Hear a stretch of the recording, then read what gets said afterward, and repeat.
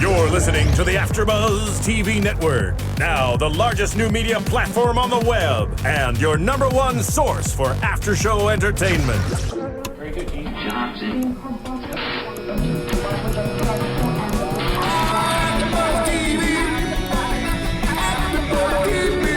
From the AFTERBUZZ Studios in Los Angeles, California, presented by Maria Menounos and streaming live thanks to Akamai Technologies, this is AFTERBUZZ TV's Sword Art Online After Show. We'll break down tonight's episode and get you all the latest news and gossip. And now, another post-game wrap-up show for your favorite TV show. It's AFTERBUZZ TV's Sword Art Online After Show. Hey there, AFTERBUZZ fans. We are here to talk about Sword Art Online today, Murder in the Safe Zone. I'm your host, Megan Salinas. Joining me on the panel today is Katie Cullen. Hi, all my buddies. And Tauri Miller. Yoruko. How do you do that? It's like my favorite part. My favorite part of every panel is just introducing Tauri. Hear what he has to say. Magic. Do it again. It's wonderful. Do it again.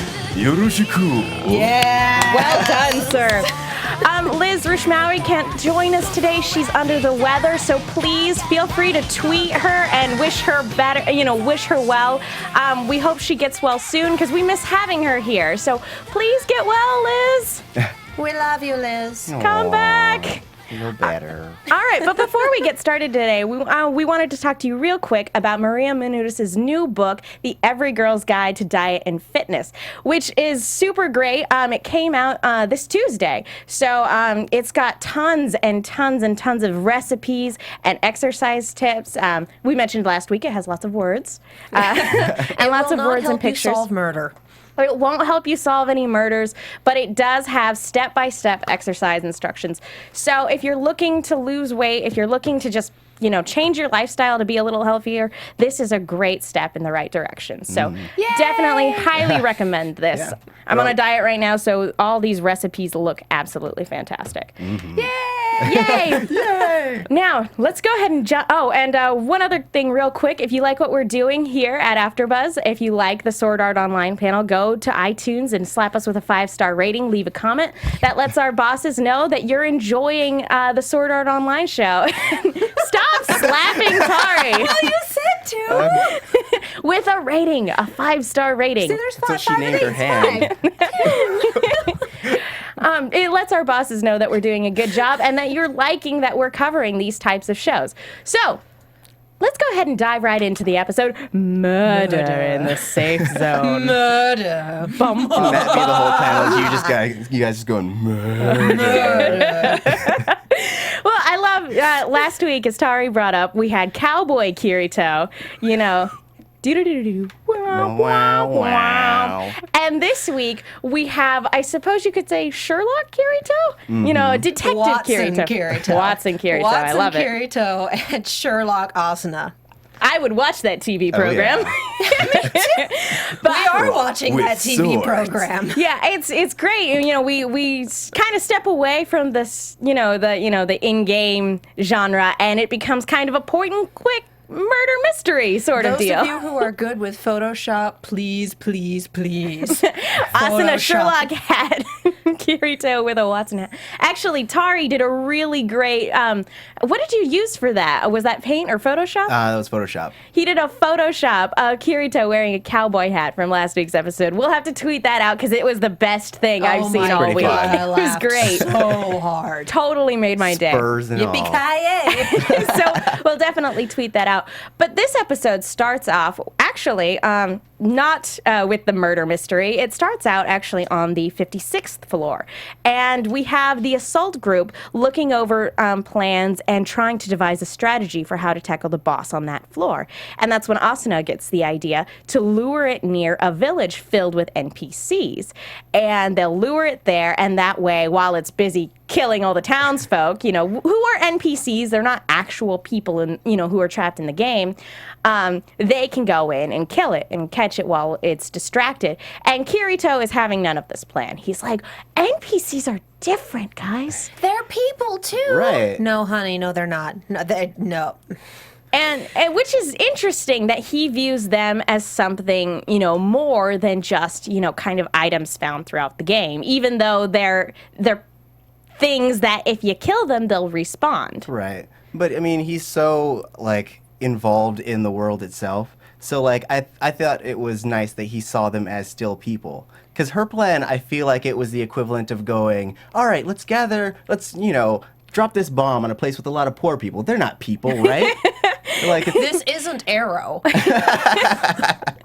It would be extremely sociopathic if they weren't computer programs. If there were actual people in that town, yeah, there'd be a problem. But considering that it is a game of life and death, and she's weighing on that, if they can have an advantage by having the boss they need to kill distracted by destroying something that will just come back on its own anyway, no harm done, why would you not take advantage of that? I haven't read the light novels for this particular adventure, and I probably won't get a chance to until we're done with this panel, unfortunately, just with my schedule. But I've heard my little brother has watched the series all the way through, and he's done all his research on it. He was a big fan when it was airing last year. But I was talking to him, and he says that Kirito actually has had a lot of interactions with NPCs, and there does seem to be something more. So if that's the case, it's something that happens off screen, if that's something that's canonical for this series, it makes perfect sense why he would be completely uncomfortable with this plan. Unfortunately, that's context that we don't have because nobody saw fit to put it in there. So as it is, Kirito just looks like an idiot for valuing the lives of computer programs over the lives of people who are stuck in this godforsaken game. And what we also get from this is that he and Asuna seem to be butting heads quite a bit, and that they've been doing it for quite some time. They're not seeing eye to eye on a lot of issues, and that's causing a lot of arguments and a lot of problems within the assault team. And we also find out that she has joined the Knights of the Blood Oath and is second in command. She took his advice. Yeah. And what's great, too, is that we also get to see Cline and Egil. They are also members of the assault group, and even though we don't really get anything from Cline, we get stuff from Egil in this episode, and it's wonderful to see him again. So awesome. It was just great watching this, and Kirito saying, well, who'd have thought that she'd go and join a guild and become the most powerful players? And Megan and I are watching it going, called it! Hands up, we totally. Just like, how did we not see that coming? Yeah, right? She's in the opening, guys. Of course she's going to be powerful. So is Sachi. Sachi! You just go and rip the Band-Aid off, Katie. We just came from the Attack on Titan panel. Doesn't mean it hurts any Band-Aids left after that. Well, anyway, again, another bit of context from the light novels that we don't get is that supposedly this argument escalates into a duel. And so, again, we don't necessarily focus on that, but we skip ahead 2 floors, and they're on the 59th floor after the opening, and Kirito is lying back and taking a nap. In the shade of a tree outside on a beautiful spring day. It's all very shonen protagonist. Oh, yeah, this is taking place March at the beginning, and then this right now is taking place in April of 2024. Oh, gosh, they've been in this game for so long. Like, what, 2 years at this point? About a year and a half. Oh, my gosh. About a year and a half in this game. And nobody's caught this guy. Good at hiding. I'm still not past that. If they can solve this mystery, maybe they can solve the mystery of where Akihiko is. Right. You'd think the police would do. They get actual Sherlock Holmes on this case. Come on. Bring Where an are L. you? Oh, I'm so There are sad. other things going on in Japan that need Elle's attention right now. Oh gosh, could you imagine if these 2 things are happening at the same time? The plot of Death Note and the plot of Sword Art Online. Awesome.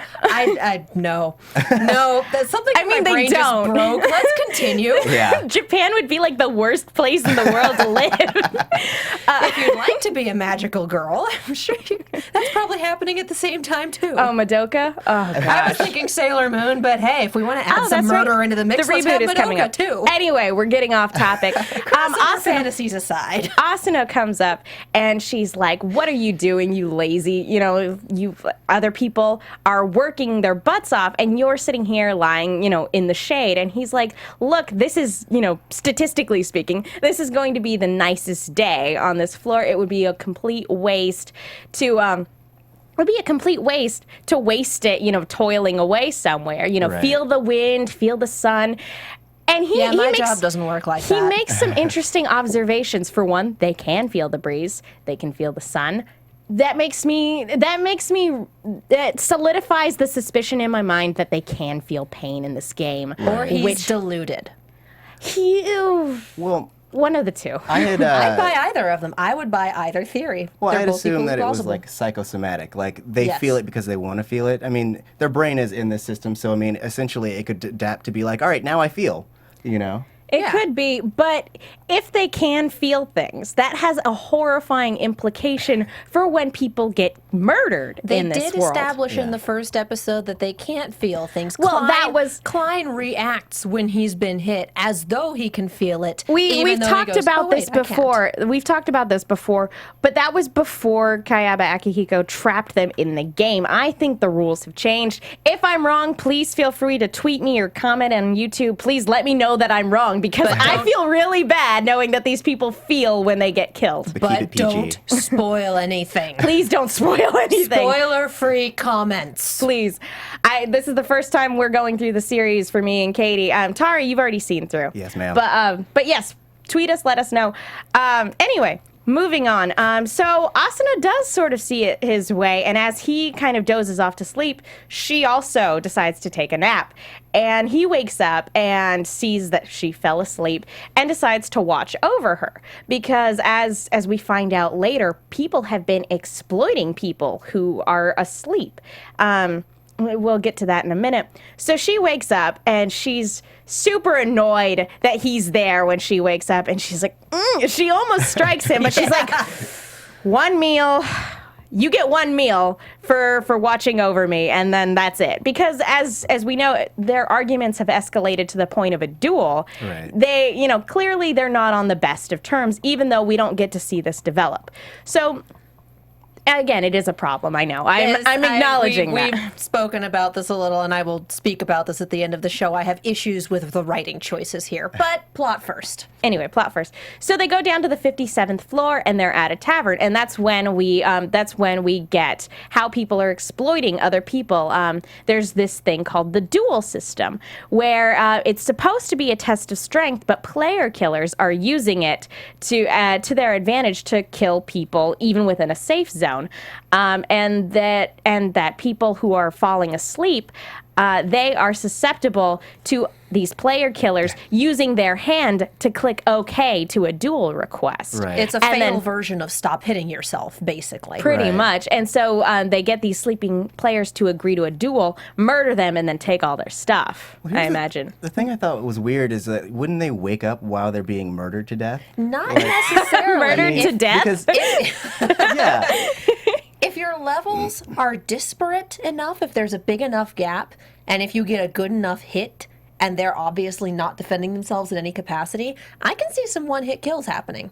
I guess I can so. definitely see this going down with higher level player killers taking out lower level players who have survived this long because they've waited for the assault team to clear everything before going up on floors, Right. or because they've banded together.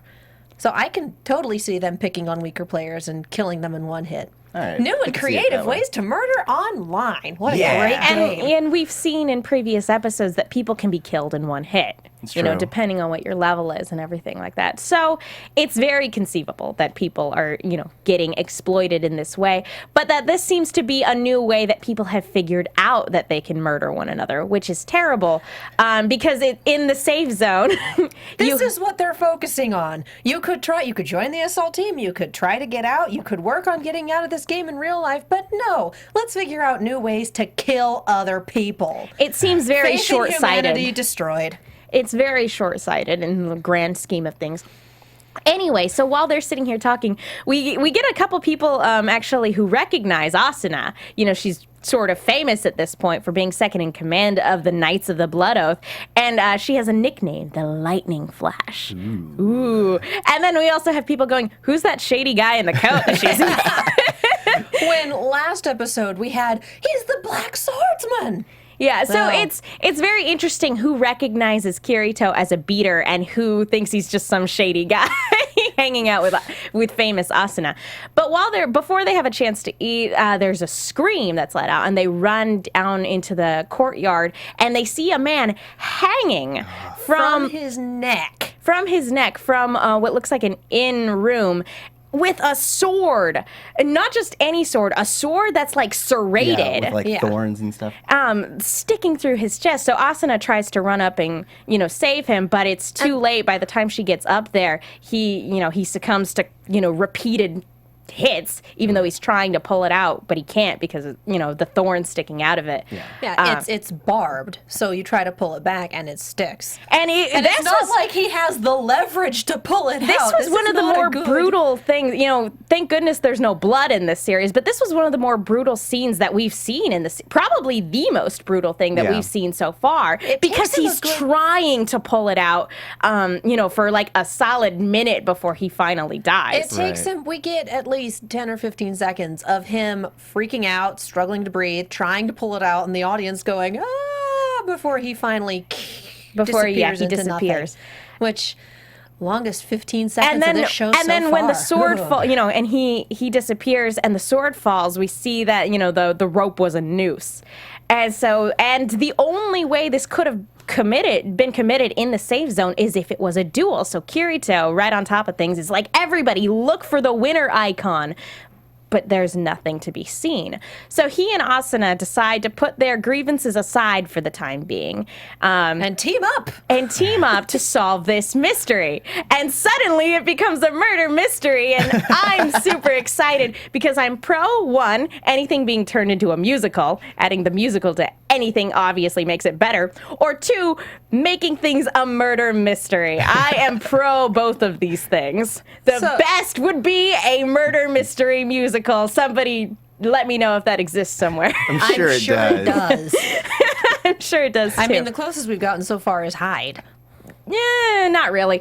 Anyway, there's plenty of murder in that anyway. But anyway, there's, they set their grievances aside, and Asuna is like, look, there's not going to be any time for napping. And he's like, you were the one who was napping. And we don't really, it's not something that you necessarily pick up on just because Kirito's voice actor downplays him quite a bit. It's a very subdued performance. It's very good. But Kirito's a jerk. He has no idea how rude he is to other people because he was sleeping first. Just saying. Right. Eventually, someone is going to beat him into the dirt, and he will deserve it. Eventually, well, this you will get your be confirmation of pain. Asuna squeezes his hand, and he's like, ah! So yeah, if nothing else, that maybe proves that they feel pain. Someone tell me. Anyway. So they go looking for witnesses. And one girl steps forward. Her name is Yoruko?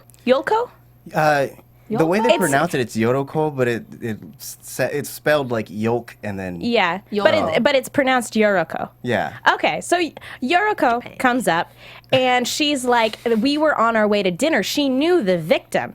The victim's name was Kains? Yeah, Kains. Kains. Okay, cool. Sorry, this series of names. Kains series 2020. Names are just like, why? Why?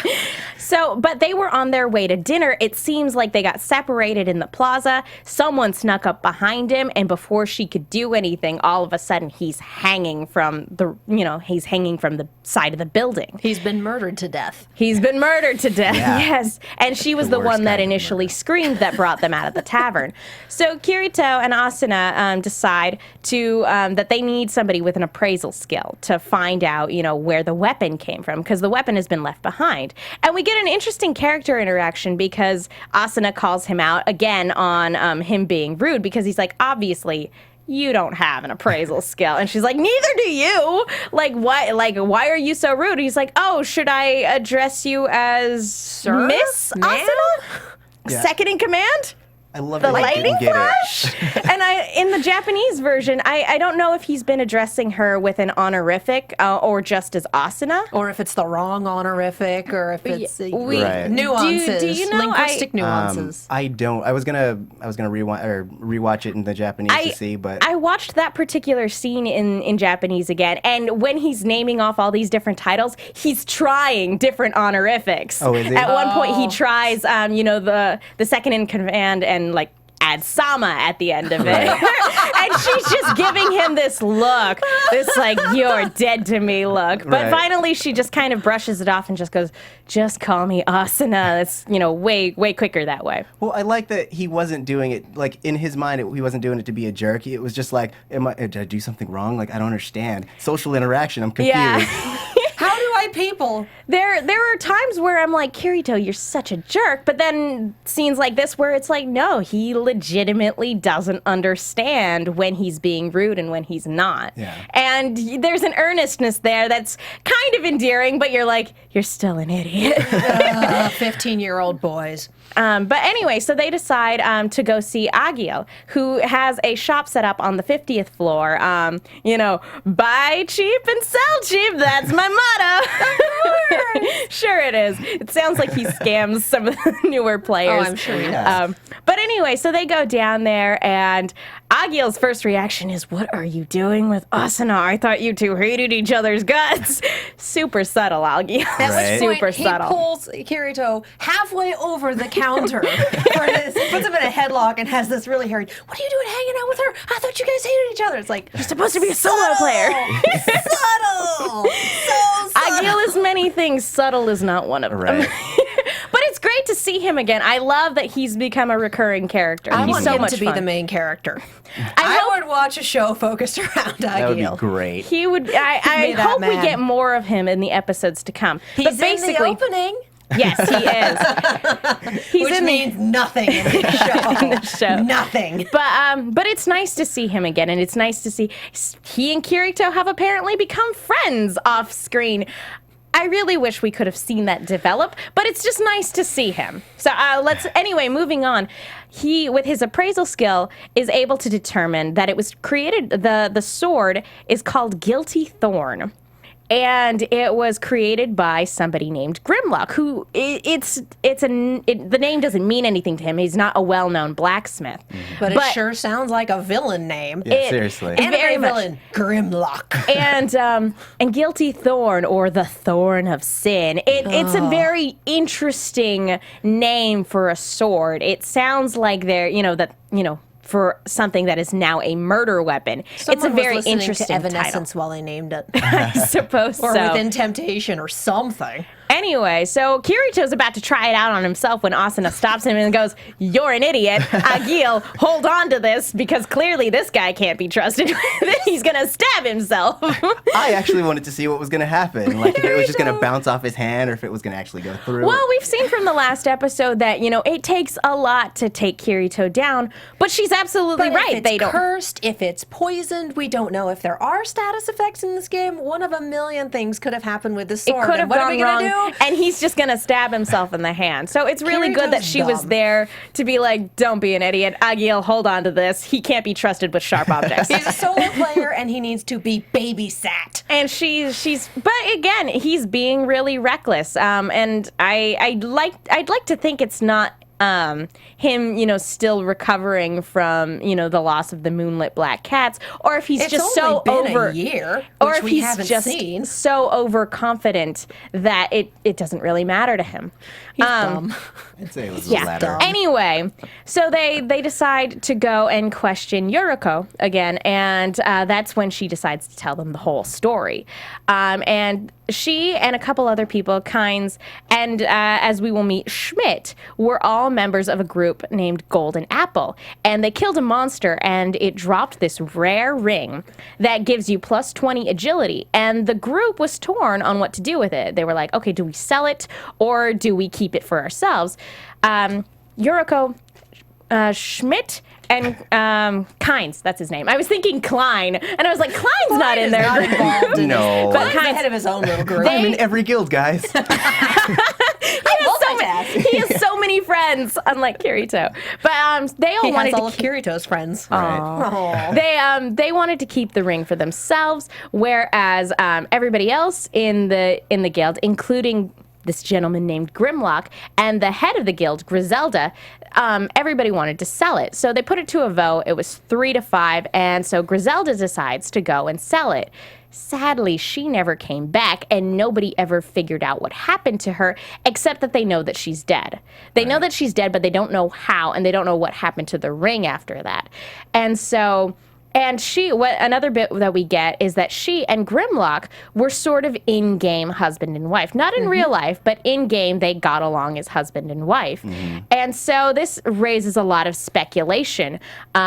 If, like, for one, who killed Griselda? Was it one of the three people who wanted to keep the ring for themselves? Because Yoruko seems to be under the impression that this is some sort of vengeance that's going on, that they're picking off the guild members one by one as some form of revenge. But we don't know what's happening with the other guild members who wanted to keep it.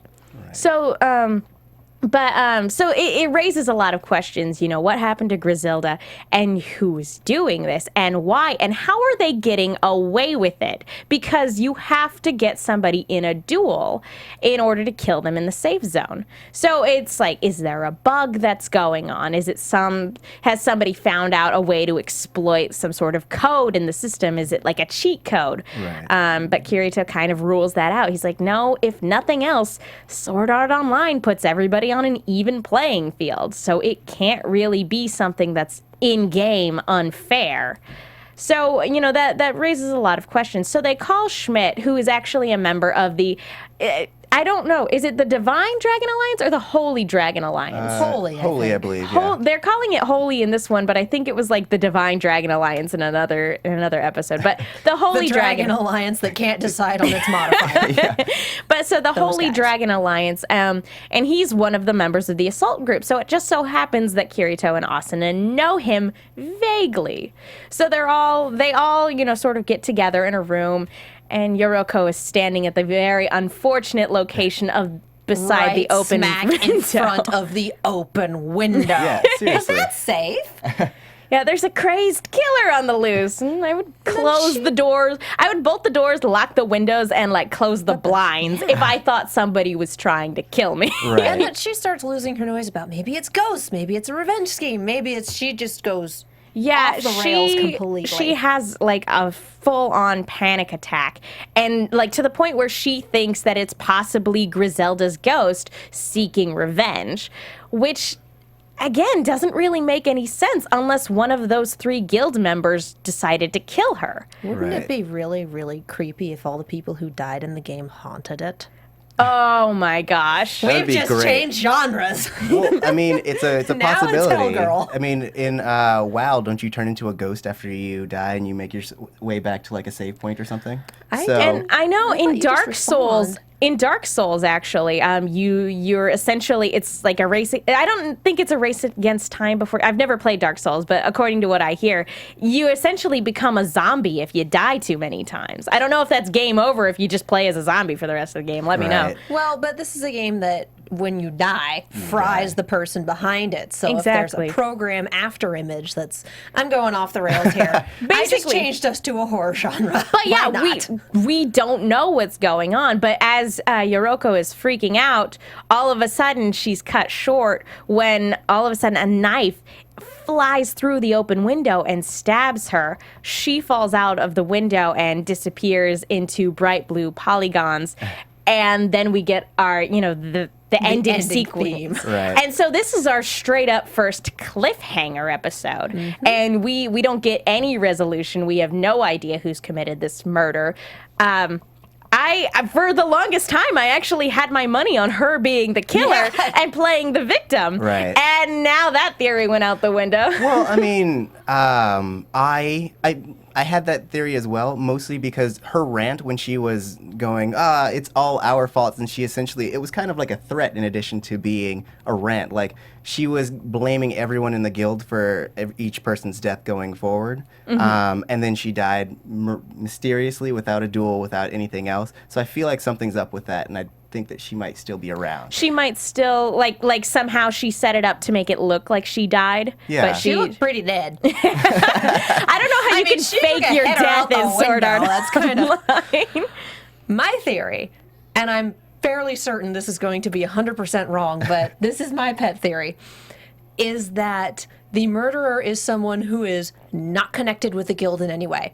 Doesn't know anything about this ring, absolutely nothing to do with guild politics. He's just some jerk who figured out that you can kill people in a safe zone, and it just so happens that his first 2 victims are people who have this horrible, torrid past behind them. That's it. So I want it to Asuna be and someone Kirito would be like, completely out we of the did all blue." this investigating for nothing? Exactly. All you gotta do is just catch him in the eye. I'm sure that's not going to be it, but I would love for that to be it. Again, don't say anything. Yeah. Don't spoil Yeah. anything. Spoilers, guys. Let me have No my spo- ridiculous pet theory until next week. Well, yeah, and I was wondering, I was thinking, okay, maybe I genuinely don't know. As much as I love murder mysteries, I am terrible at figuring them out. I am terrible at making predictions. I'm one of those people who, when watching a horror movie where you're trying to figure out who the killer is, I'm like, it's that guy. And then 2 minutes later, I'm like, it's that guy. Well, and keep in mind, we never see Grimrock in this episode. No, he could No be one dead knows for all where we he know. is. Yeah. No one He knows could what be he's another doing. victim. Someone could just have bought a ton of his stuff and then go around dispensing stabity death with it. Who Yeah, he knows? could have been dead, and somebody could have stolen Guilty Thorn after he forged it and has gone And around. the knife, because that knife also had had the the backwards barbs in it. Yeah. It really did. It was the exact same style. So I'm sticking with the theory that perhaps Schmit, since he's the only one left, Schmit and Kains and Yoruko, that maybe they did plot to kill Griselda, or maybe they didn't plan on killing her. Maybe they were just planning on stealing the ring and keeping it for themselves. Maybe that went wrong. Somehow they're responsible for Griselda's death, and I don't want it to be this straightforward, though. And it really is Grimlock getting revenge. But I feel like there's a huge piece of the puzzle that we're missing. I feel Grimlock is probably dead. This is in all why I want honesty. it to be a random person, because if it's Grimlock, it's way too straightforward.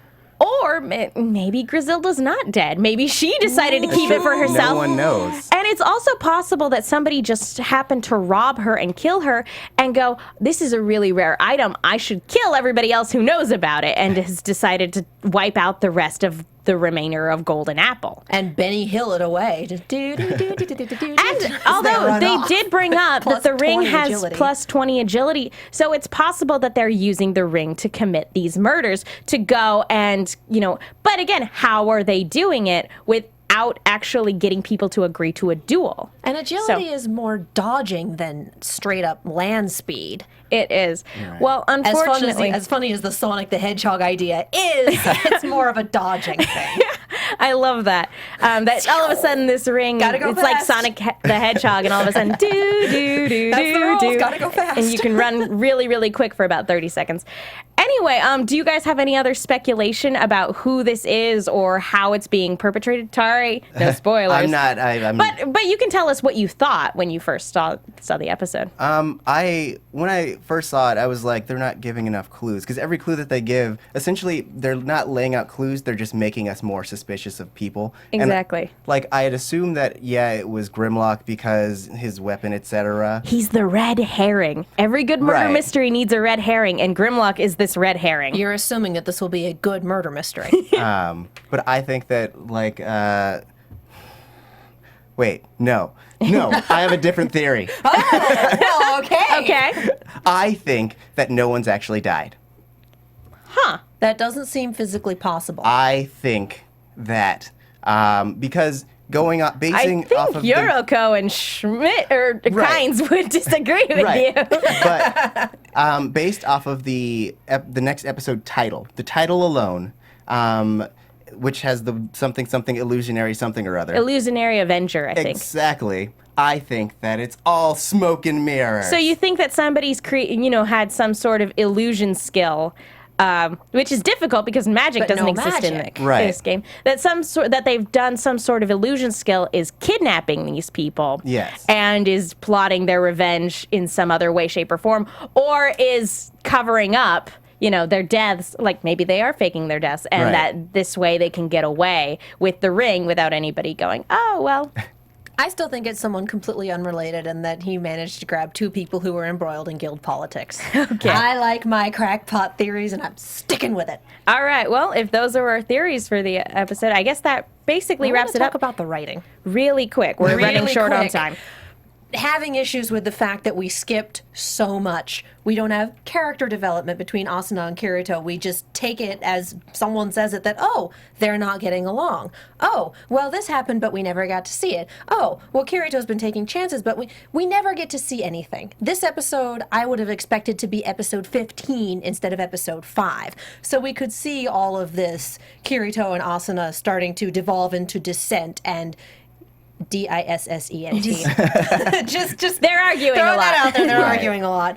So we can actually see these relationships develop instead of just taking it on one line of dialogue. Instead of being- oh, this happened. It's poor writing. Instead of being And I- told that they develop. Yeah. Exactly. And I don't know if they made the mistake that FMA Brotherhood did and expected that everyone read the light novel. So it's like, you all have context. We're just showing you a pretty animated version, which is awful storytelling. I don't know if they're going to go back and cover things. I don't know if we're going to Yeah, fill in the at this gaps. stage, but it's right tough. now, I'm Yeah. frustrated that we are missing so many puzzle pieces and the story's going on assuming that we have them.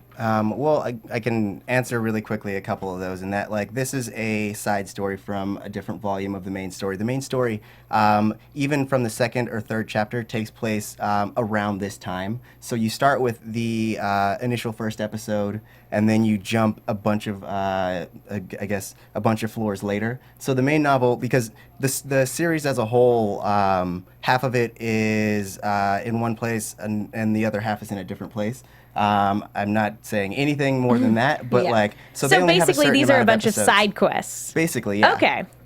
Well, it's still tough because these are world building episodes and they're character building episodes for people who don't have that context, and that it does make things difficult. But unfortunately, we are out of time. That wraps it up for this week's episode of Sword Art Online for AfterBuzz. Katie Cullen, where can the people find you? They can find me on Twitter and Tumblr at Kiaxet. That's Kiaxet. I'm also on the Attack on Titan panel. And you can catch me on Twitter at TauriJ, that's TaurijAY, and I'm also on the 100 panel. Nice. And you can follow Lizzie Maui at, or you can follow Liz Rishmaui at Lizzie Maui. Sorry, Liz. Like I said, tweet her your get well wishes. And you can follow me on Twitter at The Menguin. That's TheMenguin. I'm also on the Attack on Titan and Turn AfterBuzz panels here on Sunday nights. Thank you guys so much for watching this week's episode of Sword Art Online. We'll see you guys next week. Bye. Later. Yeah. From executive producers Maria Menounos, Kevin Undergaro, Phil Svitek, and the entire AfterBuzz TV staff, we would like to thank you for listening to the AfterBuzz TV network. To watch or listen to other after shows and post comments or questions, be sure to visit AfterBuzzTV.com. I'm Sir Richard Wentworth, and this has been a presentation of AfterBuzz TV. Buzz you later. The views expressed herein are those of the hosts only and do not necessarily reflect the views of AfterBuzz TV or its owners or principals.